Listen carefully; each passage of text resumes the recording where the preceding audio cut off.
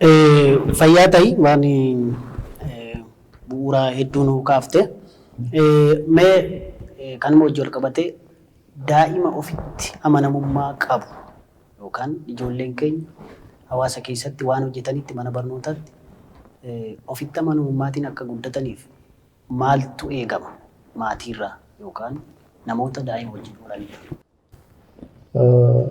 Maatirraa wanti eegamu inni guddaan akkuma ammaasuma kana istaayilii sirriidha jennee itti amannu akka isaan hordofan gochuudha. Maatiin demanding and responsive ta'utu irra jiraatu. Daa'imman sanarraa fedhii qabaachuu qaba maatiin waan irraa eeguu qabaachuu qaba. Fedhii isaa sana immoo akka daa'imman guutan hordofuutu irra jiraata. Hordofuutu irra jiraata. Gaafa isaan dogoggoranii naamusa qabsiisu adabootu hin taane naamusa qabsiisu ifatti naamusa qabsiisu kan mataa isaatii qopheeffatee itti deemuudha. Haaluma wal fakkaatuun immoo fedhii daa'imni isaa sarraa qabu immoo sirriitti baachuu danda'utu irra jiraata. Yeroo baay'een tuffannaan hundi ijoollee garuu iddoo guddaa kennuuf tuffachuu dhiisuudha. Iddoo guddaa kennuudha. Ijoollummaa isaatii niitii kaasnee leenjisuu tu dubbannu itti gaafatamummaa fudhachuu danda'u leenjiidha mataan isaa. Kanaaf daa'ima jennee utuu hin tuffatiin xinnummaadhaa kaasanii itti gaafatamummaa akka isaan shaakalan ofitti amanamummaa akka isaan shaakalan.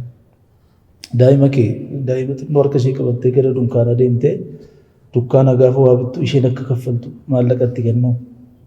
Yeroo baay'ee hawaasa keenya keessatti kan mul'atu faallaa kanaati. Ijoolleen waan akkasii gochuun qabdu jedhaniitu waan hundumaa ofii isaanii raawwatu maatiin garuu daa'imummaadhaa kaasanii ijoolleen shaakala akka isaan hojjetan gadi baanii akka isaan waa hojjetan mana keessaa immoo hojii sasalphaa akka isaan hojjetan suuta itti gaafatamummaa fudhachaa akka isaan guddatan gochuudha. Warri adiin keessumaa kanaan nu caalu yeroo baay'ee daa'imni isaanii yoo kufe dhaqanii lafaan kaasan hin kuftee ka'ii ga'e ofii isaatii akka inni ga'u barbaadu. Nuun garuu utuu inni kufee lafa hin ga'in dhannee lafaa ol kaasna. Ijoolleen keenya itti gaafatama akka fudhatan utuu hin taane akka isaan nutti hirkatan barbaada. Karaa hundumaa hirkattoota goonee guddifna. Hirkattoota goonee gaafa guddisnu immoo gaafa nama gurguddaa ta'anis hirkattummaa sanaan itti fufuu barbaadu. Qaamni ta'e tokko irratti akka isaan qaama ta'e irratti hundaa'anii jiraachuudha kan isaan barbaadan malee ofii isaaniitti kun na ilaallata kun dhimma kooti kan anatu hojjechuu qabadanii ofitti amanamummaadhaan hin godhanii jechuudha. Kanaafuu maatiin daa'imummaa irraa kaasanii ofitti amanamummaa barsiisaa shaakalsiisaa guddisuu qabu. Sanan ta'u yoo ta'e garuu gaafa guddatan ijoolleen gama barnootaan haa ta'u gama jireenya hawaasummaan haa ta'u gama kamiinuu ofitti amanamummaan horatan jechuudha. Kufaatiif saaxilamuu godhe jechuudha. Maatiin gaafa daa'ima guddisan yookaan barsiisan kana ta'i. Yookaan ogeessa fayyaa, abbaa seeraa wantoota akkasii kan akkati taatu maatiitu sitti hima. Malee filannoo mataa kee qabattee waan keessa kee jiru waan ofii kee qabattee addunyaatti dhuftee bilisaan akkati waan sana dalagduu siin godhanii suni hamma mul'ata uummata keessatti waan muuxannoo keerraa maaltus ta'uu qaba kan jedhu irratti. Daa'imman guddisuun ogummaadha. Saayinsii mataa isaa danda'e kan jennu kanaaf. Maatiinis gama kanaan itti gaafatama guddaadha kan inni qabu. Namni hundumtuu kaayyoo qaba. Daa'imni kamiyyuu gaafa dhalatu kaayyoo mataa isaatii qaba. Kaayyoo jireenyaa jechuun gabaabadhumatti sababa jiraatamuuf jechuudha. Kaayyoon sun uumamaan keessa daa'ima kamiyyuu jira. Wallaansoon daa'immanii inni guddaan maa inni kaayyoo sana galmaan ga'uudha jechuudha. Yeroo baay'ee garuu akkuma atu jettee maatiin ofii isaatii kaayyoo jireenya daa'ima isaa filataaf. Fedhii daa'imaa guutuun godhatiin akkasumattiin ati gaafa guddattee kana ta'uu qabdaa jedha. Ammoo hin dirqisiisu irreebullee irreebu riyaa tokkotu jira. Amma nama muuziqeessaa beekamaadha. Wajjin guddanne kiraara qaba ture. Kiraara yeroo mana barumsaa sadarkaa tokkoffaa barannu kiraara qabaa maatiin yeroo hundumaatti dheekkamu ture. Kiraaruma kana fudhadhu mana kanaa ba'ii jedhu. Maaliif akka ati barattee akaadaamikilii iddoo guddaa geessuu barbaadna malee muuziqaa wajjin wanti walitti fidu waan tokko akka hin jiraanne barbaadna. Nama kana keessa garuu muuziqaatu jira. Ijoollummaa isaatii kaasee muuziqaatu jira. Sagalee baay'ee bareedaa qaba. Harrayyuu gama amantaan nama baay'ee faarfataa beekamaa ta'eeti kan inni jiru. Wallaansoo gurbaan sun keessa darbe gaafa hin taa'ee yaadu rakkoo daa'imman hundumaatu natti mul'ata. Daa'imman keessaa daa'imman kaayyoo qabu gaafa guddadhe kanan ta'a wanti keessa isaanii jiru jira. Yeroo baay'ee garuu fedhiin daa'immanii fi fedhiin maatii walitti hin dhufu adda adda ta'a. Kanaaf jecha maatiin maal godhaa daa'imni sun kaayyoo mataa isaatii dhiisee kan isaa akka fudhatu taasisa. Keessumayyuu namoonni yeroo baay'ee ofii isaanii waan tokko ta'uudhaaf yaalan immoo itti milkaa'ina hafan. Abbaan tokko ogeessa fayyaa ta'uudhaaf yaalaa ture. Akka tasaaddoo sana hin geenye yoo ta'e daa'imni isaa ogeessa fayyaa akka ta'u. Kufaatii mataa isaatii daa'ima isaan ijaa baachuu barbaada jechuudha. Sun dogoggora guddaadha. Dogoggora guddaadha. Kanaaf maatiin maal gochuu qabaa? Dogoggora akkasiirra baay'ee of eeggachuutu irra jiraata. Daa'imman dhalatanii keessumaa waggoota 3 jalqabaatti yeroo itti fedhiin isaanii kun bahee mul'atudha. Carraa bal'aatu jira maatiin arguudhaaf fedhii daa'immanii. Kanaaf amma isaan waggaa 3 ga'anitti mucaan koo maal barbaada? Maal fedhii maaliitu keessa isaa jira? Isa jedhu maatiin sirriitti hordofuutu irra jiraata. Fedhii sana erga addaan baafatee booddee immoo gara fedhii sanaatti guddisu. Daa'imni isaa mul'anni isaa kubbaa taphachuudha yoo ta'e, yeroo hundumaa kubbaa wajjin fiiga yoo ta'e, kubbaa laaluu jaalata yoo ta'e, fedhii sanatu keessa isaa jira jechuudha. Kanaaf ijoollummaadhaa kaasee bifa ittiin mul'ata sanatti daa'ima isaa guddifatu uumuu danda'utu irra jiraata. Leenjisaa barbaaduu fi gama isaatiin bifa danda'ame hundumaan bira dhaabachuu gargaaru. Yoo immoo fedhiin isaa muuziqaa bira jira ta'e immoo leenjii muuziqaa kennuufidha daa'imummaadhaa kaasee. Ijoollummaa isaatii kaasee jechuudha. Mijeessuu fi ogeessota muuziqaa wajjin wal barsiisuu.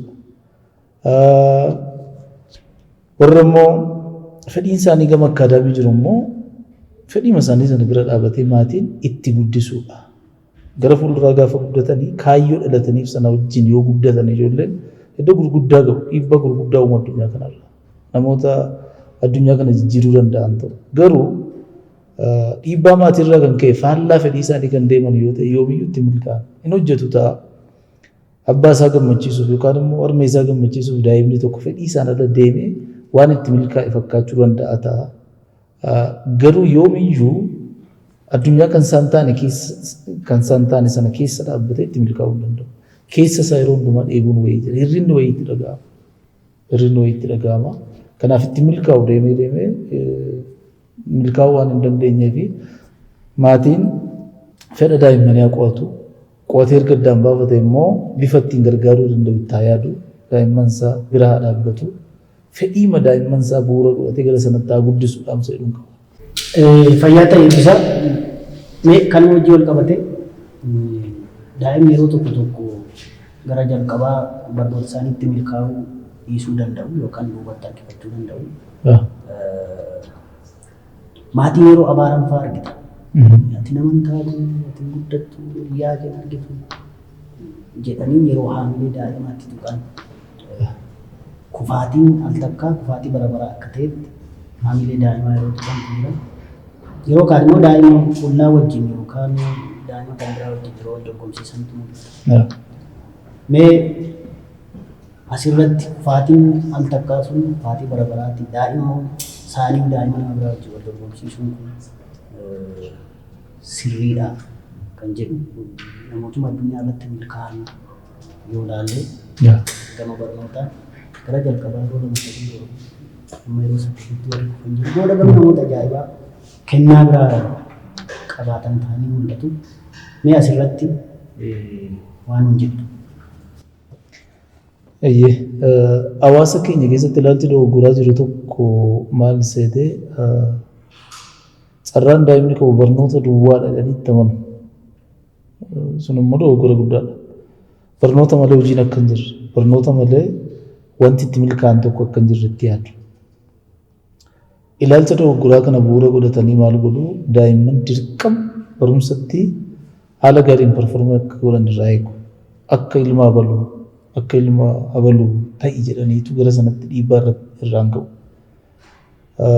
Inni sun hubannoo dogoggoraa hawaasni keenya waliin qabu bal'inaan kan mul'atu jechuudha. Mana barumsaa seenee herreega hojjechuu dadhabee jechuun kennaa kan biraan qabu waan itti milkaa'uu hin qabu jechuu miti. Addunyaa kana namoota jijjiiran baay'ee isaanii gaafa seenaa isaanii qo'annu baay'een isaanii agasmara barnootaan namoota deeman miti. Inni kun dhugaa nuun beeknudha. Kennaa kan biraa kennaa gurguddaa qabu. Kanaaf yeroo baay'ee addunyaa barnootaa keessatti utuu hin taane kennaa keessa isaanii jiru sanarratti kan isaan xiyyeeffatan. Maatiin dirqama gara barnootatti akka isaan ciman duwwaa irraa eeguu utuu hin taane akkuma sila kaasne kennaa mucaan isaanii qabu sana baasuu irratti hojjechuutu gaariidha. Keessumaayyuu jechoota gaarii hin taane jechoota negatiivii ta'an daa'imman irratti dubbachuun dhiibbaa guddaadha kan inni qabu. Jechoota jechuun akka sanyiiti. Sanyiin gaafa facaasnu hin biqila. Biqilee borummoo ija godhata.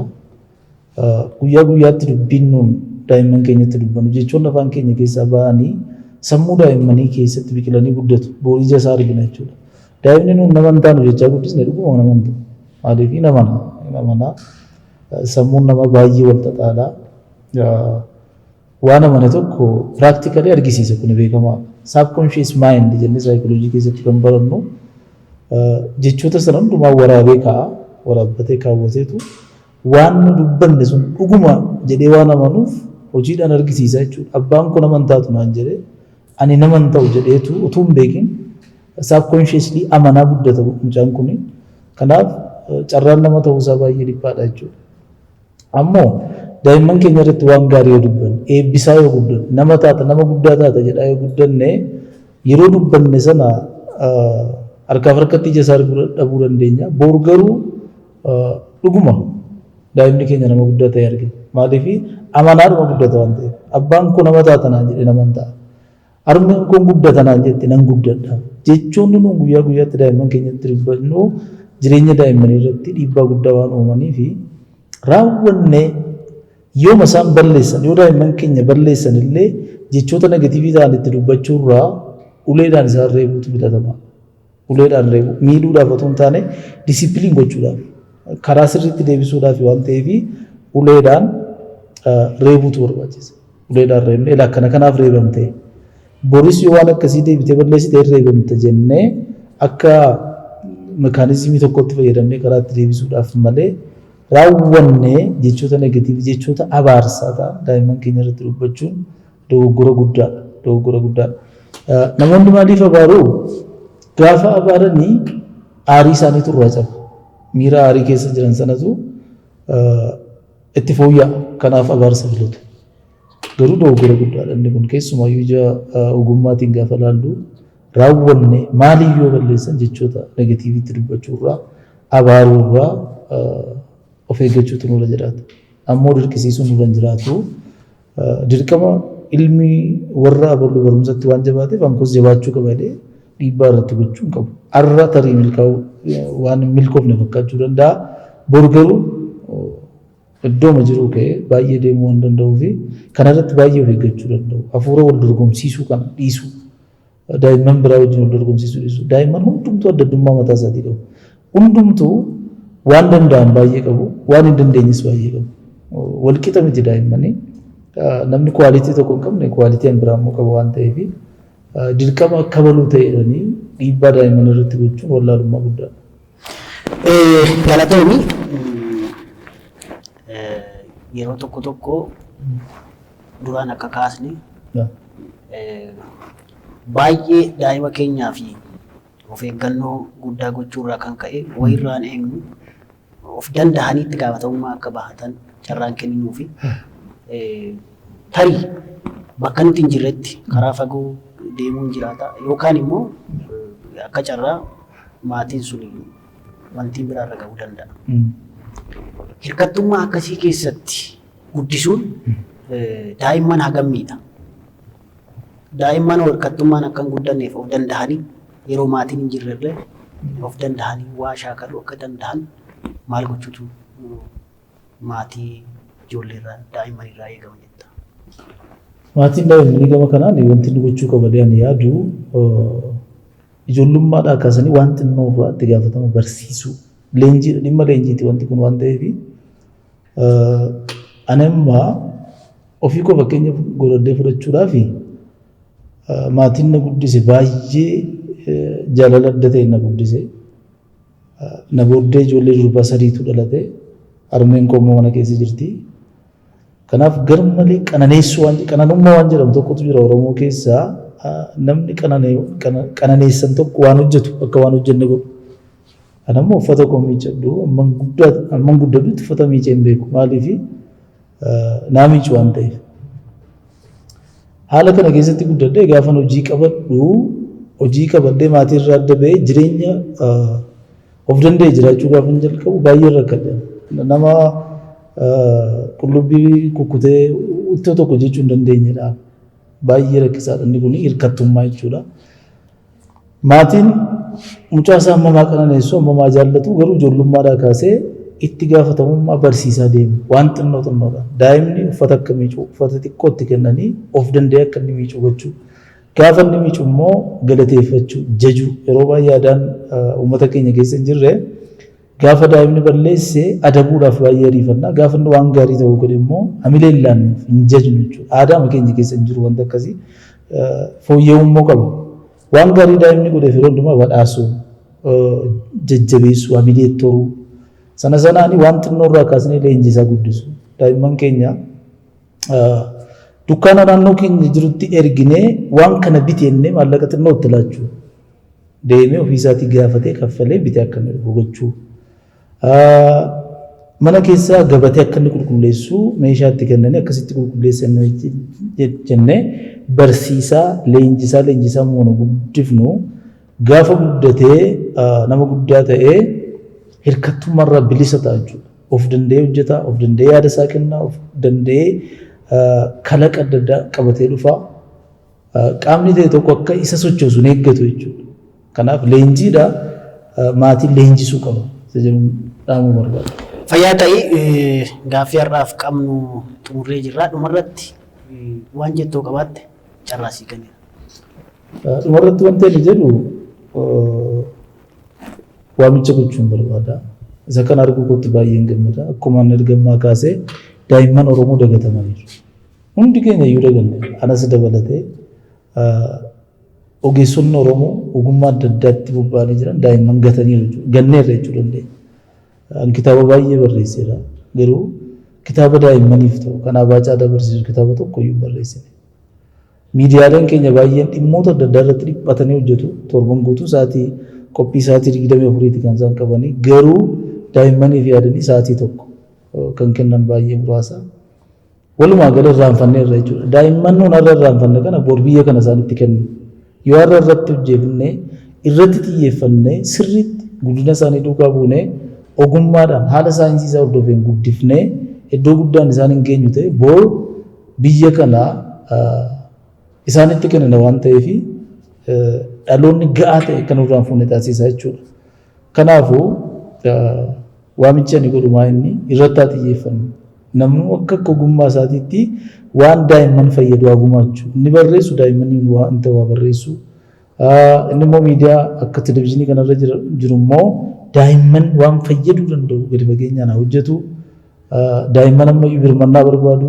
Birmannaa isin duwwaa miti. Birmannaa hawaasa guutuu barbaadu. Birmannaa gama mootummaan barbaadu. Kanaaf namni dhuguma dhalootaaf yaadu boru biyya kana dhaloota ta'e tokkottan kenna jedhee namni sammuu akkasitti yaaduu qabu hundumtuu daa'imman irratti haa hojjetu gama isaatiin waan gumaachuu danda'u hundumaa haa gumaachuu dhaamsa jedhuun dhaamuu barbaada. Fayyaa ta'ii ulfaadhu barsiisaa fi barreessaa eebbisaa baay'isaa qophii keenya har'aatiin dhimmoota daa'immaniif maatii daa'immanii wajjin wal qabatu waan hedduu akka irraa barattan abdii qabna. Qophii biraatiin dhimmoota wal fakkaatan irratti barnoota jabaa qophii biraa qabannee isinii dhiyaanna. Waan nu dhaggeeffattaniif waan nu wajjin turtaniif galatoomaa ulfaadhaa isin jenna.